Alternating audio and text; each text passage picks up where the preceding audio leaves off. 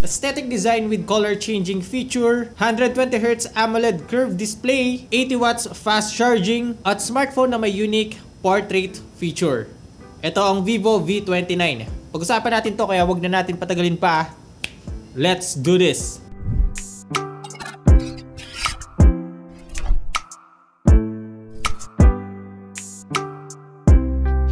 What's up guys? Ako nga pala si Poy and welcome back sa channel. So ito na nga guys, ang Vivo V29.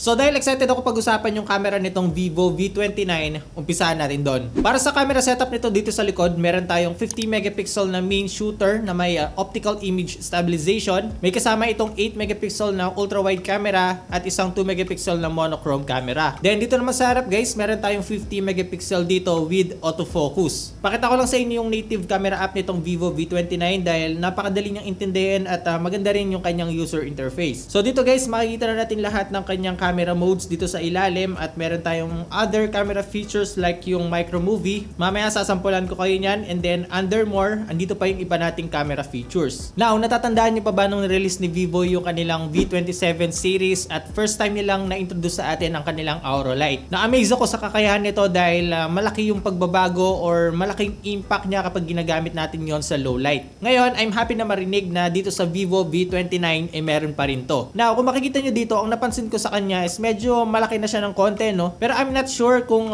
same brightness sila ng first version. Pero yung isang bagay na in-upgrade nila dito ay pwede na natin palitan yung kanyang temperature. Pwede natin siyang iset sa cooler tone or sa warmer tone. Ngayon, gano'n naman ito ka-effective? Ito yung comparison ng meron at walang Auralight 2.0.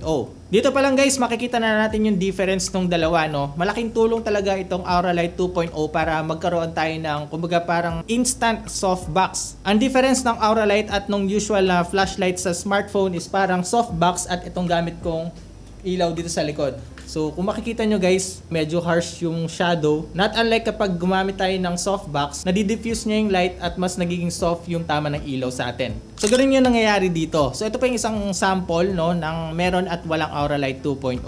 So kung makikita nyo guys, may pagkakaiba talaga sila. Mas na-emphasize niya yung subject na kinukuhanan natin at yun nga, malaking tulong niya sa low light condition. Sinubukan ko rin ito na medyo malayo sa subject, and as you can see guys, ay siguro mga 5 to 6 feet yung layo ng smartphone sa akin, no? Pero guys, tingnan nyo naman kung gaano ka-effective itong Auralight 2.0. Kaya isa ito sa pinaka-paborito kong camera feature dito sa V29 kasi very effective siya lalo na sa low light. Ito naman yung ibang camera samples na nakuha ko sa main camera, and as you can see, vibrant enough, okay yung color profile nila. Nagustuhan ko yung clarity na nakuha nito, yung dynamic range, okay na okay. Maganda yung image processing algorithm na ginagawa nitong V29. Kaya naman satisfied ako sa mga nakuha ko dito.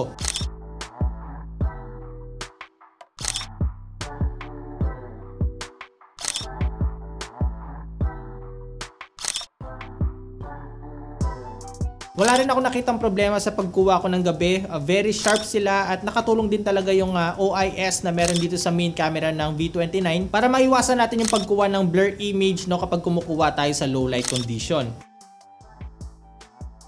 Okay guys, so nandito tayo ngayon sa SM Clark, Pampanga, and dala natin itong Vivo V29, no? Kasi meron akong camera features na gustong subukan dito. Okay, so ito nga, nandito tayo sa isang kainan sa SM Clark, Pampanga. At gusto kong ipakita sa inyo itong camera feature na to, which is yung food mode. Very effective at very useful itong feature na to, lalo na sa mga food vloggers out there. Lalo na dito sa Pampanga guys, dahil maraming kainan talaga dito. So isang magandang feature nito na meron dito sa V29, ang ginagawa nito guys, mas ine-enhance niya, mas pinapa-vivid niya, or mas pinapatakam tayo, no, sa mga pagkain na pipicturean natin. And as you can see dito sa mga samples na nakuha ko, talaga namang napakaganda ng pagkakakuha natin dito. Isang camera feature din na sobrang gusto ko ay itong dual view video, kung saan meron tayong dalawang camera na sabay nagsushoot. Kung makikita niyo dito yung front camera and yung rear camera, sabay silang nagre-record. At isang way din to para mapakita natin sa mga viewers kung ano yung nakikita natin, at the same time kung ano yung magiging reaction natin sa mga nakikita natin. Isang camera feature din na I think very useful siya sa mga nagsisimula pa lang mag-vlog. Ito yung tinatawag na micro movie, kung saan magsushoot tayo ng mga iba't ibang scenario or scene. And then yung camera app or ito ng Vivo V29 yung bahala mag-edit para sa'yo.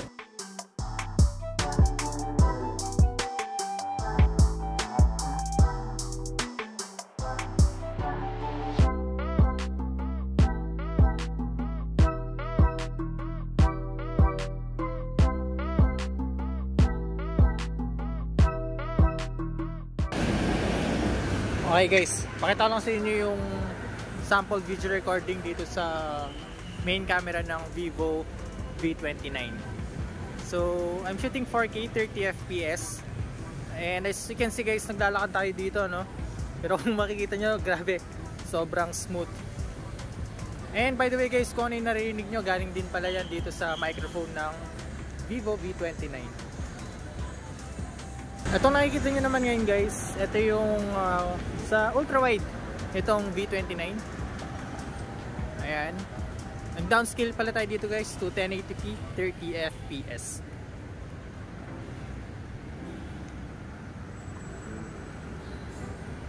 Ganito naman yung itsura ng video recording guys sa front camera nitong Vivo V29. Ayan, pwede pa rin natin siyang ilagay sa 0.8. Ayan, para medyo malawak yung frame natin dito, or pwede natin siyang i-zoom in hanggang times 2. 4K pa rin to guys ha. So yun, grabe lang talaga yung capabilities ng camera nitong Vivo V29, no? Sa iba't ibang senaryo, lahat ng pwede natin gawin. Kung food vlogger ka man, mahilig ka mag-selfie, mag-picture, mag-portrait shots, marami tayong pwedeng gawin dito sa camera ng Vivo V29. Okay, siguro naman na-cover ko na lahat ng camera features dito sa V29. Kung meron pa kayong mga katanungan pagdating sa camera nito, please comment down below para mapag-usapan natin. Proceed na tayo guys sa design nitong Vivo V29. Meron tayong dalawang kulay para dito, yung Starry Purple at itong Magic Maroon. So dito guys, meron pa rin tayo ditong color changing feature or photochromic design dito sa V29, kung saan nag-iiba yung main color ng phone at nag-iiba yung kulay niya kapag tumatama sa UV light. Hindi pa rin mawala sa isip ko na itong feature na to is very unique siya sa mga smartphone design, no? Para sa form factor nito guys, or yung size nitong V29, sobrang nipis talaga niya. Hindi ko lang talaga alam paano, alam mo yun, yung parang magtataka ka talaga kung paano nila nalagay dito yung battery. Kasi nga sobrang nipis lang niya at magaan siyang hawakan. IP54 rated din pala itong V29, kaya naman dust and water splash resistant itong phone na to. Out of the box din, meron na rin itong screen protector, so hindi mo na kailangan pang bumili. Now, pagdating naman sa display nitong Vivo V29, nagustuhan ko rin siya guys dahil full view na siya. Meron tayong curve dito at yung screen size nito is 6.78 inch na may AMOLED panel and 120Hz na refresh rate. Nagustuhan ko yung screen niya, very colorful, napaka-vivid dahil sa kanyang AMOLED panel. Sobrang nakaka-enjoy din sa panonood dahil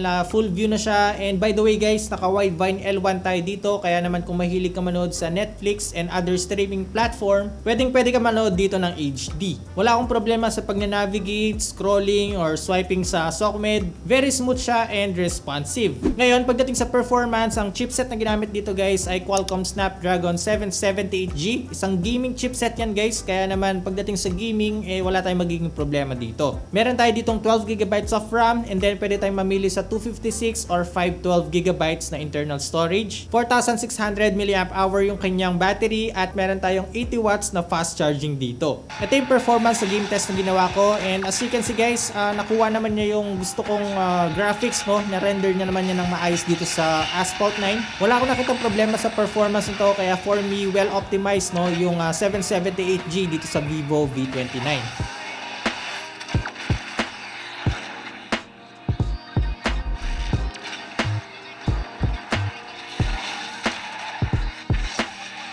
Same sa performance dito sa Call of Duty Mobile, okay siya, wala akong nakitang problema. Sa multiplayer mode, nalalaro ko siya ng maayos.